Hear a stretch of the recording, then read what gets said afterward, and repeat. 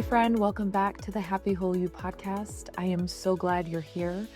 I love that I get to interview amazing, beautiful people. And today is Dr. Mary Sanders. She is a beautiful soul, and her purpose in life is to guide you in aligning with your true self, embracing your inner wholeness, and transforming your physical, emotional, and energetic well being. She's going to share a little bit about her unique story and how she's come to the point where she is now. I'm not going to really read to you her background because she does share it in this episode. But just know this woman loves to travel. She's traveled the world and she's been able to do that by pet sitting. And she has checked so many things off her bucket list. She was born hearing impaired and she was just in mainstream education. They didn't even know she was hearing impaired until she was 3 years old. She created and developed, well, not created, she really had this natural instinct, this ability that she developed where she can put her hands on people and understand things that they need, ailments. She'll talk about that in the episode. And while she was attending her university, she took her first yoga class at 20 years old, and she completed her first teacher yoga training in Bali.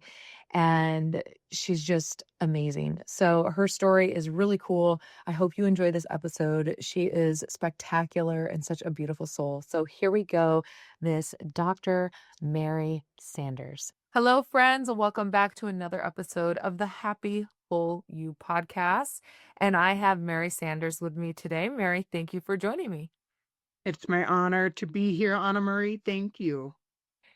And I just read your intro to everyone, but if you could just share with everyone in your own words a little bit about yourself. Oh my goodness. Okay. So for today, I love starting here because at the age of 3, seriously, we're going to go back and I promise not to make it too long of a story, but let's just summarize. And I want to share with the audience up front that I was born hearing impaired. So my hearing capacity is 50% what the normal person hears. Now, I went undiagnosed until the age of 3. And so you can imagine those are some pivotal years, right? And I didn't really understand the power of the human language. So I couldn't really understand the words, but I learned to understand energy. Mm. Okay. So I was able to sense, feel, and know energy way before I could understand the human language. So I got diagnosed at 3, but I didn't get my first hearing aid until I was in first grade. So that's Wow. 6. Wow. Okay. Yeah. And they say, the unconditional, unconscious programming that you get happens before the age of 6. So Mhm. it makes me wonder, I was living in this world somewhere between the physical plane and the spiritual plane. I was having communications with the other side. They were navigating and helping me to kind of fit into this world that we live in today. And then what ended up happening is that I had to kind of like make a choice. Do I want to be here or do I want to be someplace else? And I loved my family. So I just said, okay, let's just make a new contract energetically so that I can physically be here on this plane and fit into this traditional Catholic upbringing family and being the younger one of 3 girls. Let's just make it happen. And so as time went on, my parents, even though they knew that I was hearing impaired, decided to mainstream my education. So I didn't have a sign language interpreter. I had the regular classroom with the regular teacher, and consequently, I lost a lot of the incidental knowledge that one would pick up in the classroom. So I still had to depend upon my information that I was receiving above and beyond the traditional 5 senses. Okay? So as time goes on, you can imagine the information I was receiving, and I would go home and tell my mom that I was receiving all this information. She'd look at me and say, "Honey, there's just no way. There's just no way that you can know these things." And I'm like, "Okay, so I guess there's no way." So I kind of deconditioned myself. And then I went through, obviously being in middle school and high school. And then I went and I did my undergraduate degree in chemistry and zoology. I got really like into the hardcore sciences, but I could not ignore the one gift that I carried throughout my entire life, and that was to sense and to feel energy through my hands. Mm. So I said, okay, well, I am intuitively drawn to use my hands. And I knew at a very young age that that was like part of my purpose here on this planet. And so I enrolled in chiropractic school. And so for the first time, Anna Marie, I was amongst my tribe. Yeah. Here I was, people were like, use your hands. What do your hands tell you? And I'm like, a lot. Let me tell you what they Yeah. tell me. So, obviously, I still studied hard. I excelled. I graduated. It was a few days right after my 25th birthday. And so then I went into the School of Hard Knocks, decided to be self-employed as a chiropractor at that young age. Knew nothing about business, but I knew that I was blessed with a gift, and my patients were like, how did you know this about me? How could you tell that that's where I was hurting? How did you know? And I just learned how to run energy. Mm. So, as my practice, I practiced for 23 years in Colorado Springs. I started off in an old back porch of an old Victorian 200 square feet. And then a couple years later, I branched out into another 1,200 square foot facility, and then a 5,000 square foot facility, and then multiple practices. So, there was something that I was doing right. However, the business, my analytical brain kind of got in the way. Mm. And so when it got in the way, I kind of got overloaded, overstimulated, and my adrenal system decided to shut down and I went through a burnout. Mm. So when that happened, something really amazing happened. My husband and I decided to leave everything behind us and we moved to Ho Chi Minh City, Vietnam. And from Ho Chi Minh City, Vietnam, I flew down to Bali, Indonesia, finished up my YTT, my yoga teacher's training, and I got heavy into meditation. Mm. For the first time in my life, I had the opportunity to meditate, and I was heavy in it. You were loving that space. I was loving and digging life. And quite honestly, I had no idea. Like, I couldn't make sense of what was happening in the neurology of the brain. And so I got really curious because I was experiencing these wonderful magical phenomenons due to my meditation. But, like, somebody please tell me what's happening scientifically. And so that's what prompted me to go study under Dr. Tal Ben Shahar. And he was teaching positive psychology. And he was the one at the time that was really getting into the neuroscience behind meditation. Mm. So super cool to me, right? So then a couple of years later, life continued to happen. I found myself now living in Bogota, Colombia. And I was like, wow, there's so much more than the physical body. There's so much more than the mental body. What's happening within the energetic body? Mm. And then that's when I decided to enroll in the Academy of Intuition Medicine in Sausalito, California. And then that is where I was given permission given permission to listen to my intuition and the messages that I have been receiving all of these years. So now, Anna Marie, I show up and I hold a sacred space for others as the medical intuitive. Oh my gosh, such an amazing story. It really is. So you went from using your hands and knowing things and having this intuition to going to the other side where it's like, okay, now I'm really just going to meditate and really work on and trust that intuition. So, with your medical intuitiveness, is this still something where you need to use your hands to get that energy from someone, or is it more now it's just the knowing that comes in for you? Well, it depends on the person that I'm holding space for, to be Okay. honest with you. But my greatest strength that I bring to this world or this work today is my ability to feel within my own physical body what's happening with another person. And so I sit back and I utilize my clairsentience and I lean into the messages and the information that show up in my body to unravel what's happening in another person's body. Yeah. Now, yeah, and it's one of those things that I've been a yoga practitioner for over 30 years. I'm very in tune with my own body, so I get to know what's mine, what's somebody else's, and what needs to be shared. Mm, that's so cool. That's so interesting. Yeah, I have my own experiences that I never could comprehend or make sense of that were happening in my body when I was working with people until I started working with someone and they were like, "Yeah, they were telling me what was going on," when it was like, I kind of knew what was going on, but then it was like my analytical science brain was like, you know, what is that? That's weird. That's just a coincidence that your neck hurts exactly where your client's neck hurts. And oh my gosh. So yeah, it's a very interesting thing, and I would think that most people would have that ability if they just were really in tune with themselves and the person that they're with. It's just such a gift. I believe that everybody does have that internal knowing and Yeah. the ability to receive intuitive information. All of us have access to it. It's whether or not we choose to cultivate it, whether Mhm. we choose to work with it, if we choose to trust it and to follow it. Yeah.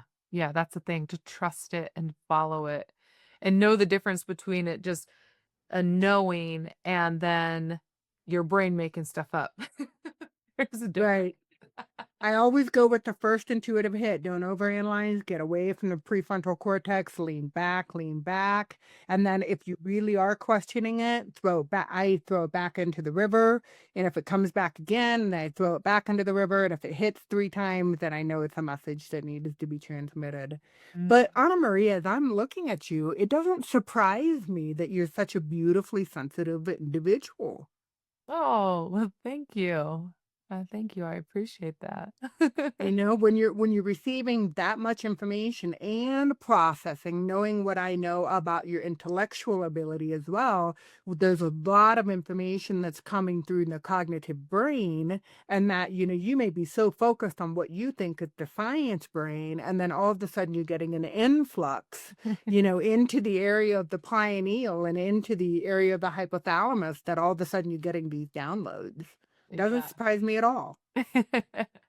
Yeah, it's really interesting because when it really comes in is when I'm doing speaking or I'm on a podcast, and sometimes words and the way they flow just I'm like, "Do, do, do, do, do," and it's not like I'm thinking about what I'm gonna say, it's just coming through, and so that's really interesting, and even when I'm in session with people, just what ends up coming out of my mouth to them or feedback, I don't know, sometimes I don't even know where it comes from, but it's such a fun I don't know, it's just cool. It's such a great blessing to be able to have that. So, um, okay, well, let's dive into wanted to talk more about the anxiety, depression, these things that people experience. I don't say people have them. I look at them as more experiences that the physical body is having. And when it comes to mental health, it's this brain health issue, but the brain health issue comes from an energetic standpoint first. And so so is there one that you'd like to start with, or would you like to discuss both in terms of the energetics and, give your take on people experiencing anxiety and people experiencing depression? Sure, sure. Let's do both. And first, I have to circle back and say, audience, I'm over here doing a happiness dance because what Anna Marie said about that the energetics come first before it enters into the physical body is absolutely the truth. Mhm. So, from that premise, let's just dive in. From that premise, one gets to embrace that all of us, our physical body, is surrounded by an electromagnetic current, and that current runs within us. So, if we are being influenced by our environment and it is creating a violation within your subtle energetic field, it will then perforate that subtle energetic field and enter into the energy systems known as the chakra systems. Now, if you think about, create this image in your head, your little stick body, right? Or even, your physical body, and then think about your physical body being in this egg shaped dome, this dome that we can refer to as your auric field, your biofield. So that surrounds your physical body. And then you think about energy. You can think about maybe a lightning bolt from the outside of your energetic field, and it permeates into your little egg, your shell, or your bubble. Now, if you are anxious, now this is 360 above, beyond, to the right and the left, equidistance, right and left side, above and below your physical body. You're connected, you're bounded and grounded, at least you should be bounded and grounded Mhm. into the earth's frequency. So, if you are, so imagine here you are in your little bubble.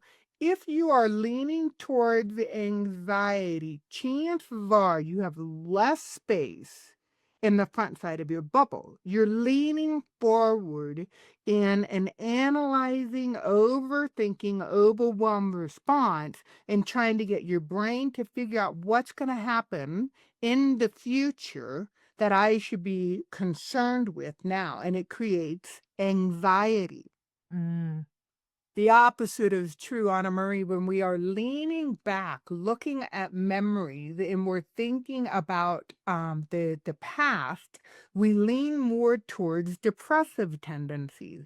So there's less space on the back side of the auric body or the biofield, and there's more space within the front side. So, listeners, all of us can simply set the intention. Energy follows thoughts and intentions. The more creative you are with your visualizations, the more you will influence your energy system. So, if you're sitting here listening, you can begin to visualize yourself sitting within your bubble and begin to intend everything to be equal, right? Left, front, back, top, bottom. And then what ends up happening is a beautiful energy center. It's not a major energy center. It's not part of the seven main energy chakras, but there is a minor energy center, and I personally think it's a major has a major influence over us. So it's kind of a big deal in my world. But if you think about, I'm going to talk a little bit about anatomy and neurology, but so think about your physical eyeballs, right? You've got your eyeballs. They're receiving information, light information from the environment. And then what ends up happening, that information hits the retina, the backside of the eyeballs. It triggers what are called the optic nerves. Those are the nerves responsible for sight. So your right eyeball has a nerve, your left eyeball has a nerve. And then what ends up happening is that these nerves come back and they enter into the skull and they cross. And where they cross is a beautiful energy center called the suprachiasmatic nucleus. And that's a big Latin 10-cent word. And all the way that I see it, Anna Marie, is that this is what we would call or consider our timing clock. Mm. And so is that behind the third eye chakra? I'm just thinking of the anatomy of the eyes and the brain. Is that behind the third eye chakra? Kind of, Or is it just because all in? it's all part of the same system. So you're asking the right question. So I'm not going to get too geeky on you as far as the anatomy, but what's so beautiful is that this chiasm where it crosses, and think of it like, do you remember when you were a little kid and you had that little top and you would Yeah. crank it and then it would It would spin spin? Yeah. and then it would slow down and then it would start to wobble? Yes. Okay, that's how I see this energy center. Okay. So I want to see it on its tip, spinning Mm. without wobbling, Okay. What and makes it that wobble? being out of time, Got it. being too far forward focused in the future, anxiety driven, or being too far focused on the back, being led into depression. So Mhm. if you're out of time and you're not in present time awareness, Yeah. then that energy center is wobbling. So Got it. I envision that beautiful spin, that top spinning so perfectly on that tip. I kind of look at it like a diamond. Mhm. So it's on Yeah, that tiny, I like that. tiny, yeah, multifaceted diamond. Yeah. And what happens is you asked me the question, is that part of the sixth chakra? And indirectly it is, because what ends up happening is that crossing of those two nerves branch down into a small pea-sized ganglia, which is just a bundle of nerves, right, that come together and look like literally a pea. And then there is a one synapse away from the pineal gland, and the pineal gland is the gland associated with the sixth chakra. Mm. And listeners, I know I'm kind of geeking out, but the pineal gland is so fascinating. It's the size of your pinky fingernail, and it looks like a pine cone. And so you think about, the various different layers of the pine cone, and you think about how much surface area is in this little crystalline structure known as the pineal gland. And so the pineal gland, and there's so much love to be had about this, to understand about this gland, but it's the only gland that we have within our energy system that's within midline. And there's so much historical ancient wisdom that tells us that if we pull energy up into this beautiful energy center, then there are some really magical things that can happen with consciousness. Yeah. Yeah. So, my first we're talking about anxiety and depression. And so, my first tip was to modulate where your physical body is within your auric field. That's pretty simple to do. Second is to really kind of create that active imagination and get a beautiful tie spinning top or diamond right behind your eyes, and then pull the energy down, down into the first energy chakra. The first center is all about safety, security, survival. And if you can really trust that you will always be cared for, nurtured, and loved, and caressed, and taken care of, then chances are you're going to let go and you're going to soften some of your anxiety. Mm. So you take that and you spin it down all the way through down to the root chakra, Correct. your All first. the way deep within the pelvis. Oi. Right. So that visualization is super powerful. Super powerful. People don't realize, I think, sometimes that with our thoughts and our words, they carry energy frequency, and that energy frequency will impact the auric field. It'll impact the physical tissue in the body. So it's really, really powerful. So, okay, so they're doing this. They have this spinning of this axis going down into the root chakra, keeping them balanced. We're not going to the future, we're not going to the past. We're being very present in this moment. And that helps us centered and balanced. Yes? Yeah, it's so counterintuitive. I'm making it sound like super easy, super easy. And, I mean, it can be super easy if you let it be, but I get it. If you're no pun intended, but if you're spinning Mm. out of it, Yeah. if you're just like you just can't get grounded in the present moment, then it's going to be really hard to lean into the idea, "Oh, hey, number 1, you want me to slow down? Oh, really, lady? I don't know if I can put food on my table tomorrow, I don't know if I've got an income coming in tomorrow, and you want me to slow down? I can't do enough to make this happen." Mhm. And that's true. I understand basic needs of survival, and I would venture to say, Anna Marie, most of your listeners, you've got your basic needs met. Yeah. So you're not gonna go homeless if you slow down a little bit. Mhm. You're probably going to become a little bit more grounded and connected and more aware with the earth's frequency so that you can bring it back into the physical dimension. Mhm. Yeah, I love that. So what else could people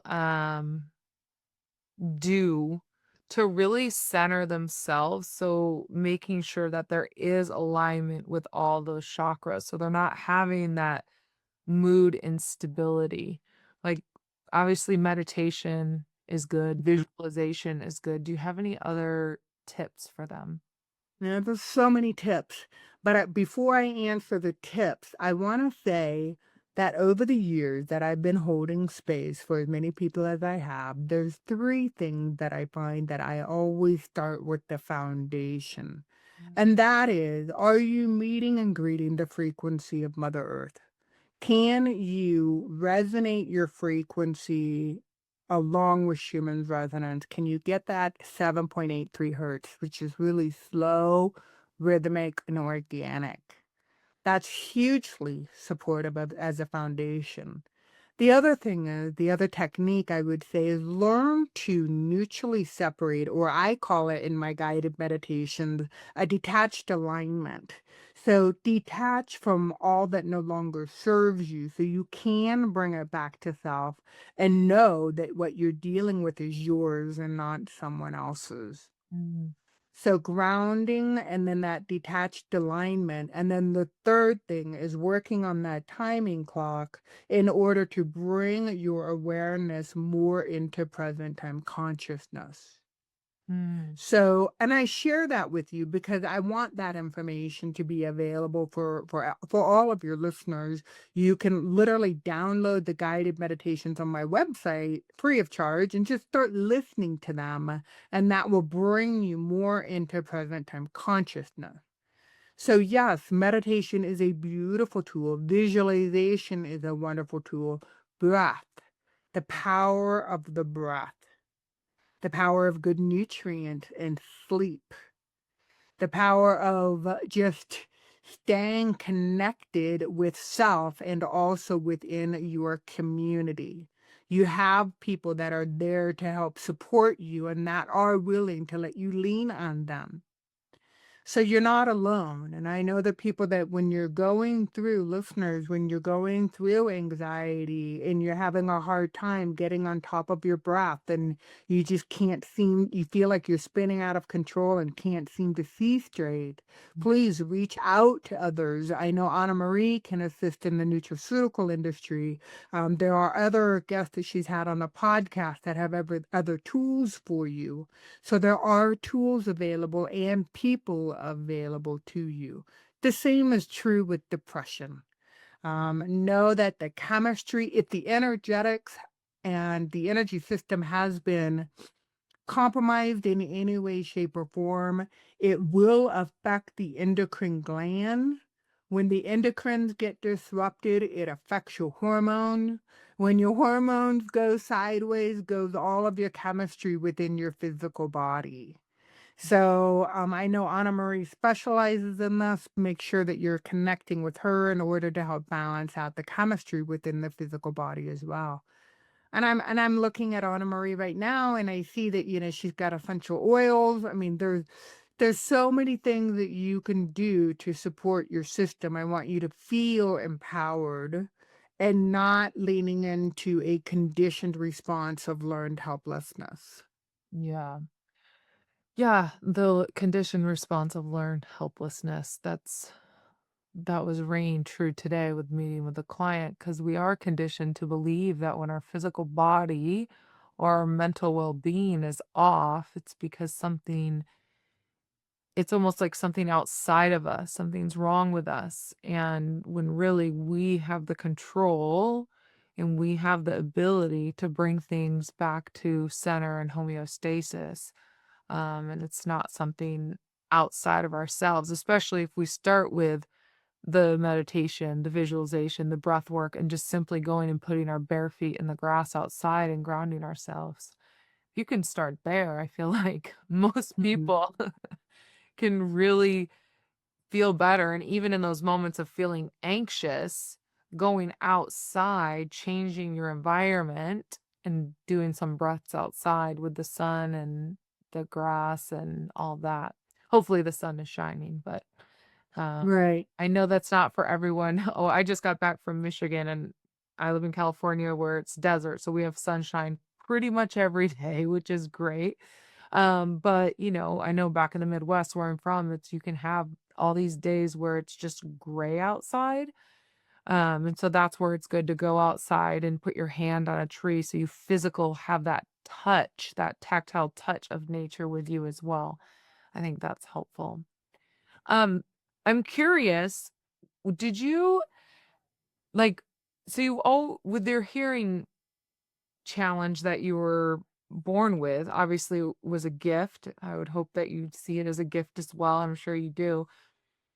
So with that gift you were given an opportunity to experience life a little bit different than the average person who's programmed, who's using all of their senses. When was was there a specific moment or was there a profound moment that really shifted the trajectory of your life where you realized that, wow, this is such a gift? Was there any moments like that along your journey that you're willing to share? Mm. Um, there's several. I'm just trying to decide which one I should share today, You could which share more than one. okay. Well, I know this sounds so foolish, but I can remember being 3, okay? And I remember, I had this big head, tiny little body, right? And I just loved to touch people. And so I told you I was raised Catholic, and so um, they would take me to mass every Saturday evening. I would go and be part of the family, and I would always position myself between my mom and my dad. I didn't know why I was there. I didn't know that the guy up there in the long robe was actually telling a story. I just was in my own little world back standing in the pew between my mom and my dad. And so the game that I would play, it sounds ridiculous, but I'm going to share it anyway. So I would hold my mom's hand in my right hand, and I would hold my dad's hand in my left hand. And so here I am, small little person. I would take my mom's energy. I would zap my mom's energy. I would run it through my system and I would zap my dad. And then I would take my dad's energy. I would run it up through my arms, run it through my torso, out the other shoulder, out the other hand, and zap my mom. And I'm like, they've got to be feeling this. They've got to be feeling this. Yeah. And so that's how I entertained myself in Saturday evening mass. Yeah. So I just knew, like, I thought that that's just what all normal people did, Right, right. Yes. right? Yeah. Did they And then notice what you were doing? no, they knew that like I was doing something and that they, of They course were were pretty focused on the they math. Yeah, they were the good Catholics. yeah. They were focused on the guy up front. Yes. So, and if that wasn't enough, then I would start to hum to myself. Mm, And again, I didn't know. It was just a vibratory thing for me. right, I that didn't other people know could hear it. that anybody else would hear it. Yeah. And then came the dilemma that my mom would lean down and try to whisper to me as if I'm going to be able to hear the whisper, tell me that everybody can hear me. Oh my gosh. That's fun. You're just in your Yeah. own world. I was, and if ever I felt like things were not going the way that I wanted them to go in the house, I had a big we weren't well off by any means. And so in the Midwest, you do with what you have. So what we had was a big old tractor tire, and then my parents somehow got it filled with sand. And Mhm. I was just big enough or small enough, however you want to say it, that I could, like, lay down in the sand and just, like, take my afternoon naps out there. Yeah, I knew that I loved being in nature, I just didn't understand why I was so rejuvenated after being in nature, so I was just kinda leaning into these things, yeah. before I knew what was going on. Yeah. So I don't know. There's so many more examples, but those are the childhood kind of funny ones. And, I Yeah. had some spontaneous knowings and clairvoyances when I was a young adult. And, I can remember receiving medical information about people when I was in high school. Mm, And I would go home and I would say, "Hey, mom, Tom, he has a collapsed lung." And she would say, "Well, how do you know that?" And I said, "Well, did somebody tell you that?" And I said, "No, no, I saw him get into the ambulance and he has a collapsed lung." mm, And so time would pass and she'd be like, "How and why do you know this?" And then sure enough, we would get information from Tom's parents. Yeah, he has a collapsed lung. He was doing some landscaping and inhaled some chemicals and he had an adverse reaction within his lungs and one collapsed. And wow. so my mom's looking at me, out of the corner of her eye, like, Yeah, what was that? "What's How that?" yeah. Yeah, yeah. So those are some other fun things. Yeah. What have you found now, are you able to be medically intuitive with yourself? Wow, okay, so ask my therapist that question. I'm laughing, because she just this last week, I was doing some somatic work with my therapist, and I hold space for, somatic work with my clients, and she was laughing at me, and she was kind of poking fun at me. She's like, "Isn't this so much easier to hold space for somebody else to do this Yeah. than to do it on yourself?" And I'm like, "Yeah, totally." Yeah. So, yes, yes, I am able to receive, like, I can ask the right questions. Let's just say when it comes to myself, if I'm having an area of constriction, tightness, discomfort, an area that's not lighting up or having a hard time holding energy, I now know what questions to ask and how to ask my body so that my body will then give me the proper responses to how to fix it. Mm, Um, a prime example last week, something that I take very seriously is my physical health. And so I was doing some heavy weight training with a personal trainer, and I found myself getting into some overhead presses that were rather heavy. And so I was using my core and I was lifting. And to make a long story short, later that evening, I started to get a anterior costural pain next to my sternum, and so I sat with it because it wasn't consistent. And so I had to really lean into the sensation in order to ask, what's the origin of it? Is it anxiety? Is it something musculoskeletal? Is it something energetic? Is it something emotional? Is it something chemical? What's going on? And so over the course of the next 24 hours, I was able to get more information about the origin of the discomfort. And then finally, when I went through Sunday to my yoga practice, I was on the mat.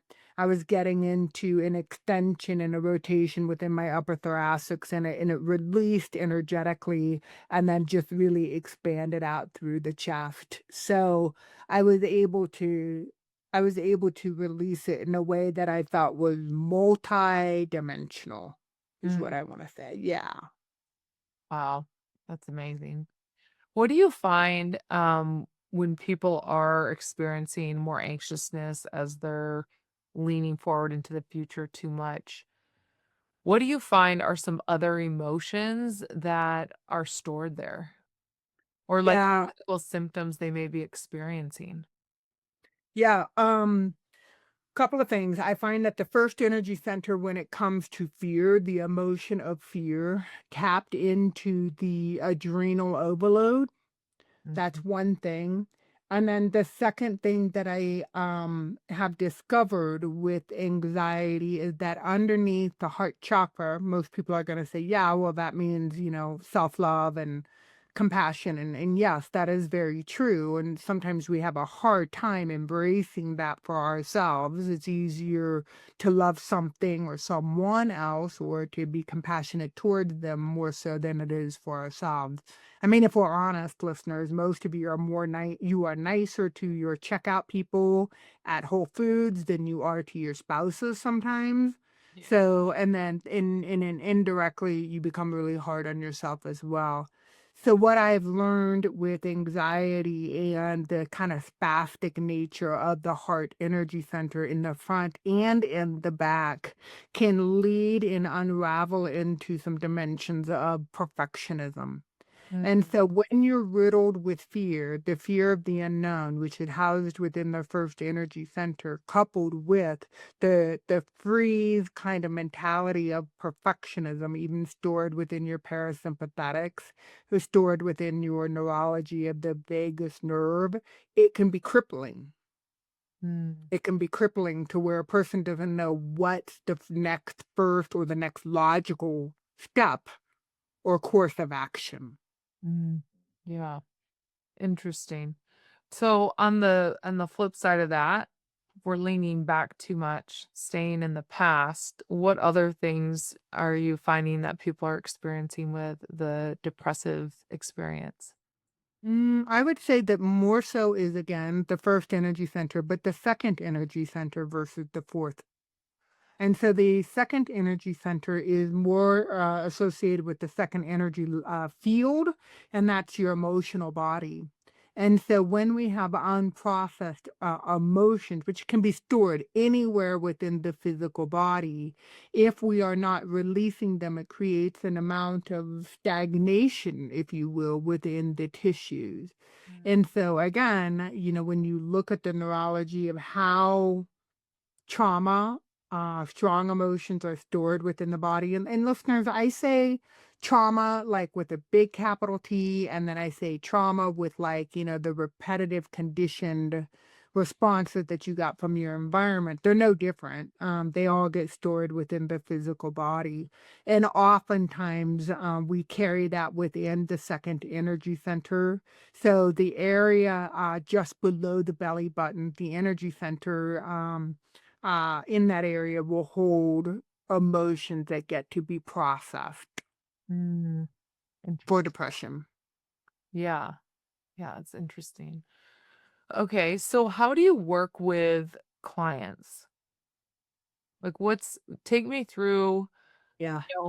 if I wanted to book a session with you, could I? Because we don't live in the same area. Do you work Mhm. with people remotely? Do you work with them in person? How does that work? Okay, so I love you asking this question because people should be like, Yeah, yeah, good question, Anna Marie. How does she do this? How in the world Oh, do you do this? how do you do this, crazy lady? So, the first thing I want to say, listeners, if you're out there and you're like, she sounds interesting, but I'm not sure I understand how she does this. And I'm not located in Boulder, Colorado, so how does somebody hold a remote energetic healing session?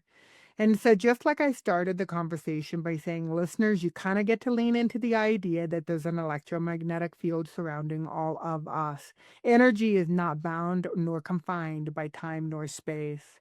And so, what ends up happening, okay, if somebody says, Hey, Mary, I want a session, I say, Great, let me send you an intake evaluation. The intake evaluation is just going to be like a medical history that you would fill out at another practitioner's office. I want to know what has worked for you, what hasn't worked for you, what conventional things you've done, what alternative things have you done, what do you intuitively feel is going on, what have you done nutraceutically, what have you done emotionally. All these questions are on the intake evaluation. And so the first session is 90 minutes. We go through within the first 30 minutes. We're spending time. I've already I've already scanned your field. I've already looked at your intake evaluation. Now I'm listening if there's additional information, and I say listening from an expanded space, listening to additional information that you want to share. And then once I feel like you feel complete with what you want to share because it's your history. You may be tired of sharing your history and you may just want to hit the bullet points, or maybe it's the first time you've shared your history. And so then I listen for however long it takes. And during this process, I ask if you're complete, and then I go through the process of guiding you into an entrainment, which just basically means we are operating at the same frequency. Mm, Once that happens, I then ask you, do you want me to lift the veil for a reading and a healing? And if you feel comfortable, you say yes. If you don't feel comfortable, you say no. And then if you say yes, then I ask you to sign in. And what I mean by that, you say your name, first, middle, and last name 3 times. Why? To call your spirit forth, your essence, to be more embodied in your human home. And so once that happens, I lean away energetically from my analytical, and then open myself up for it to be a conduit for information. And so I sense and say, mm. okay, 9 times out of 10, Anna Marie, I'm like, this is stupid. I'm gonna say this. And it just comes out my mouth. And then the person's like, oh my God, how did you know that? And then it becomes about them and less about me. So there are two kinds of people that show up in my, in my practice. Those people who want to do the healing, to be empowered to do it for themselves. And those people who want a reading in order to be told what's going on. Mm. And so I get to meet that person with where they are, and then I hold space for them, whatever that looks like. And then we go through the process and they get the information that they're ready to receive.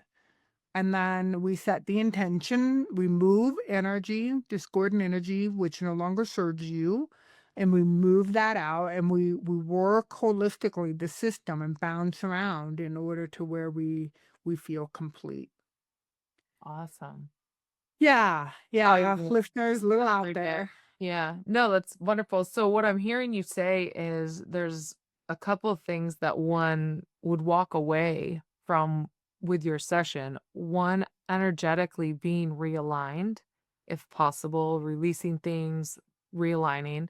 And the second would be this could possibly be this energy could possibly be affecting this area of the body. And now that person knows I could go and take care of this by X, Y, and Z, whatever they choose to do. Beautifully rephrased, better than I could have said it. Okay. Yeah, I love yeah. that. No, that's And then great. they also walk away with a recording so you can listen to it. If there's a guided meditation in there, then that's specific for you. If there's, because each time you listen to it, you listen from a different dimension. So you Yeah. hear different things. So that's the process. But you're still like, okay, that sounds cool. I still don't know if she's the right person. So if you're like, I'm not sure if she's the right person, then schedule a complimentary discovery call. Mm, Get on a Zoom call with me and just it's free of charge, and then you're gonna be able to say, "Oh, she's pretty normal after all," or "I like her," or "Oh no, she's not the lady." So, you can trust your intuition and feel me out that way as well. mm. I love that. Well, Mary, thank you for joining me today. Can you share with everyone where they can find you and go book that call with you, or just if they're ready to jump in for a session, go for it. Go for it, right? Follow your intuition. You can find me at www.drmarysanders.com. So it's drmarysanders.com. Awesome. Well, Mary, thank you so much for joining me today, and thank you for all of your insights. And it was really great to talk to you because oftentimes we're talking about the physical and the biochemical aspect of our bodies and our well-being, but it's energy first and foremost. And so just that visualization of not leaning too far forward, not leaning too far back, getting things spinning, rolling it down through the chakras, all the way down to the root chakra. For me, I took that from this call, and that was really powerful for me to just recenter myself. So I thank you for that. And so, yeah, it was great to have you. My pleasure. I hope you have a beautiful day, and listeners, thank you for your time.